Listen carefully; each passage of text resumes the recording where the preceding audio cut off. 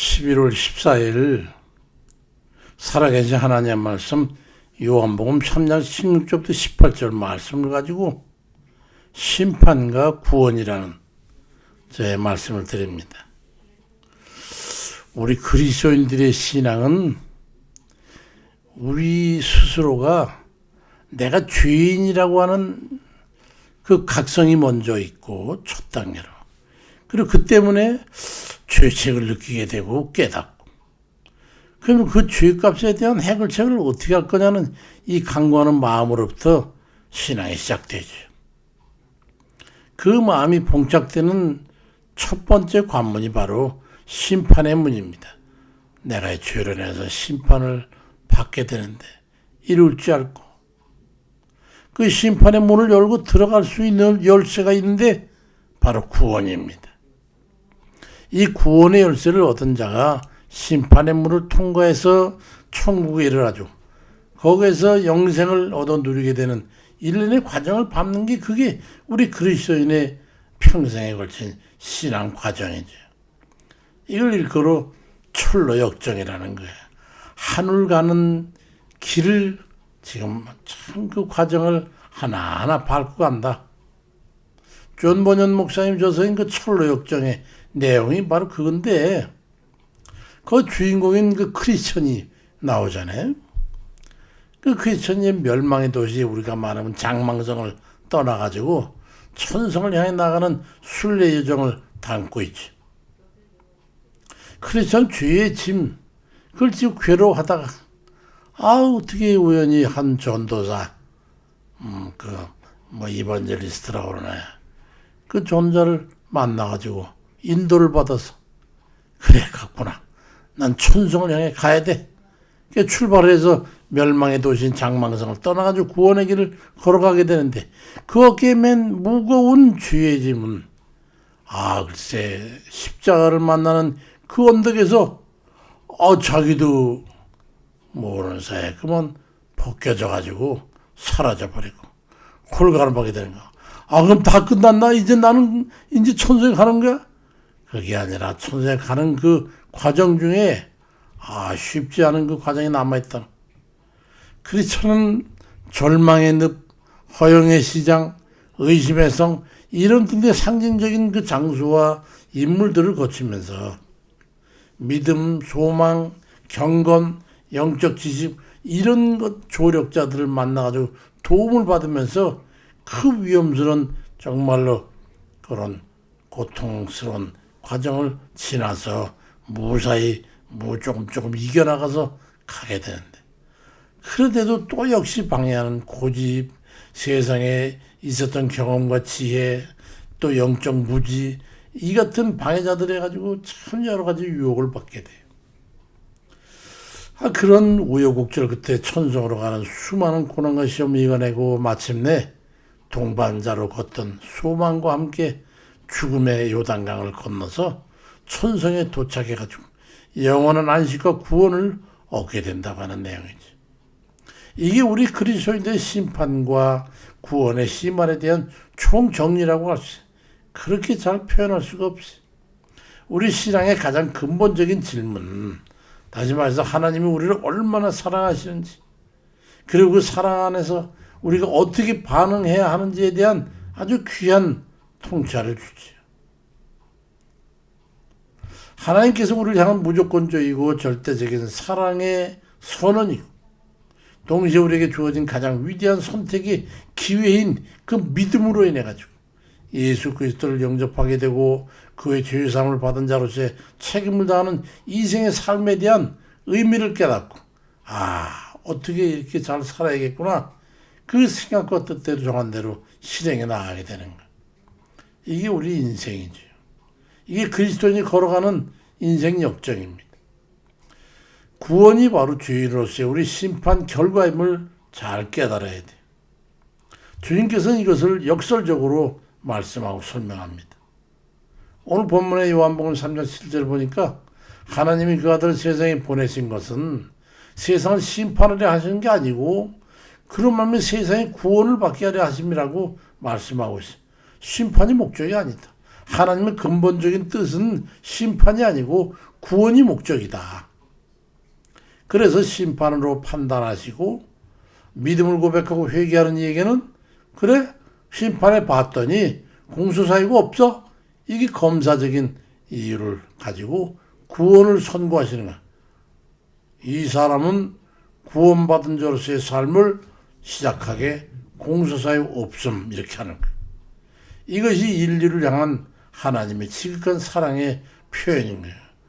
아니 그 수많은 지금 어떤 그 인간처럼 그보다 더 극한한 죄를 짓고 살아도 공소시효가 없다니 말이죠.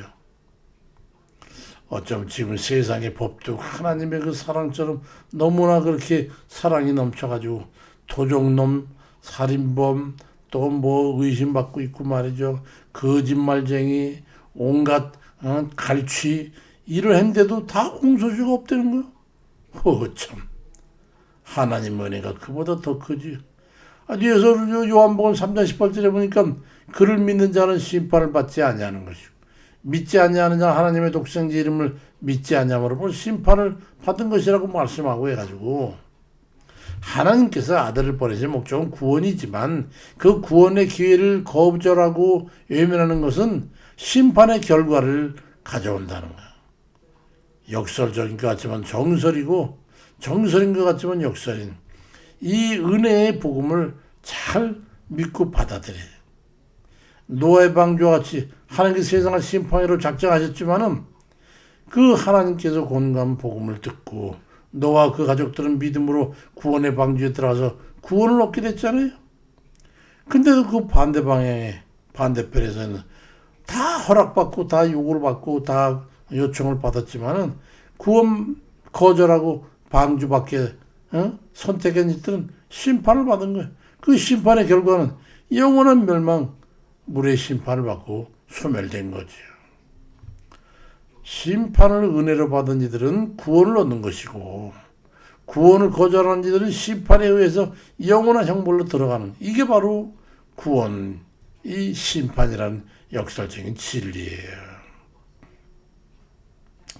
우리는 구원을 얻기 위한 심판을 받은 자입니까? 아니면 심판을 얻기 위해서 벗어버리기 위해서 구원을 받은 겁니까?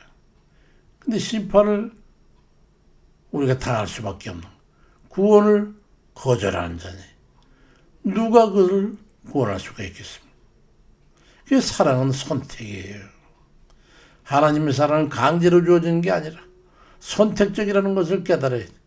하나님의 아들 자신을 구원주로 받아들일지 거부할지 받아들이면 그건 선택이에요.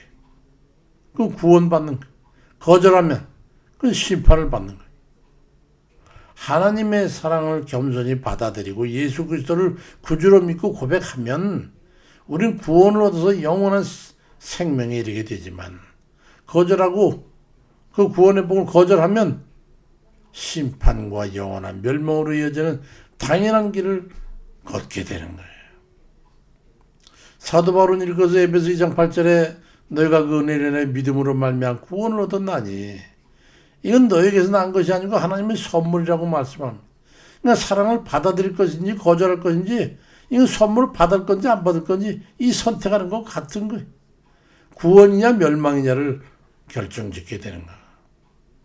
하나님의 사랑과 은총을 받아들이면 선택적 은총으로 구원을 받게 되는 거예요. 예수님께서 부자 청년에게 이르시기를 내 소유를 팔아서 가난한 자에게 나눠주어라. 그리고 와서 나를 따르라. 그렇게 해가지고 소유를 가난한 주라고 해서 하늘에 보아인 영생 복락을 내게 허락하겠다고 했는데도 불구하고 마태복음 19장 21절에 그 기회를 쳐버리고 거절하고 상심 중에 세상에 재료가 재물이 많다고 가지고 멸망의 길을 택하고 돌아갔던 거 아니에요. 이렇듯 하나님의 사랑은 일방적인 게 아니에요. 누구에게든지 주어진 은혜지만 받아들이고 택할 수도 있고 거절하고 멸망할 수도 있는 거예요. 선물은 주는 사람 마음과 받는 사람이 마음이 같지 않죠. 선물은 주고받는 사람이 마음이 같지 않아요. 받는 사람이 어떻게 여기는지에 따라서 귀한 게 될 수도 있고 아니면 아무 의미도 없는 게 될 수도 있어요. 하나님께서 우리에게 주시는 구원의 은혜, 영생 똑같은 거예요. 요한복음 3장 16절에 하나님이 세상에처럼 사랑해서 독생자를 줬으니, 그럼 이를 믿든지 말든지 해야 되는데, 믿는 자마다 멀명치 않고 영생을 얻게 하라 하심이라고 말씀했지만은 그 선물을 받아들이지 않고 거절하면 그건 아무 무상관하게 되는 거예요.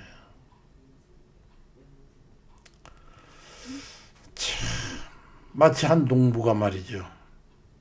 밭에 보니까 이 밭을 판다고 해서 가보니까 세상에 그 밭을 조금 파보니까 그 밭 밑에 어마어마한 귀한 보화들이 다 그 앞에 묻어져 있네요. 누구 볼세라 다 덮어놓고 와가지고 온 자기 소유를 다 팔아가지고 그 밭을 사는 것 같다고 마태복음 13장 44절에서 이 구원의 가치를 아는 사람에 대한 그런 말씀을 주께서 말씀하셨어요. 그만큼 천국에 대해서 구원받는 것 때문에 귀하게 여기겠지만은 영원한 멸망이 예비된 일이 아무 가치 없다. 그럼 밭이지 뭐. 그들에게 아무 소용은 도요시 돼버리고 마는 거예요. 영생 구원이 얼마나 귀한 것인지 진정으로 그 가치를 아는 이들이라면 세상 것 어떤 것으로도 그걸 택하겠냐 이 말이죠. 그 가치만큼 소중히 여기고 깊이 감사하고 기쁨으로 그 은혜를 누릴 줄 아는 그런 믿음의 사람이 되고자 할 겁니다. 이 귀한 진리를 마음에 새기고 주님이 주신 영생의 선물을 날마다 기쁨과 감사로 누리면서 그렇게 복된 삶을 살아가는, 영생의 소망을 갖고 살아가는 하나님 백성들 다 되시길 주의 이름으로 축원드립니다. 아버지, 지금 이 나라를 어지럽히고 있는 그 도적의 도당도, 도적의 수괴도 깨닫게 해주세요. 다 돌이키고 저도 예수 그리스도를 믿음으로 구원받게 하나님 도와주세요. 그래서 이 나라가 구원받도록 도와주세요. 예수 이름으로 기도드립니다. 아멘입니다.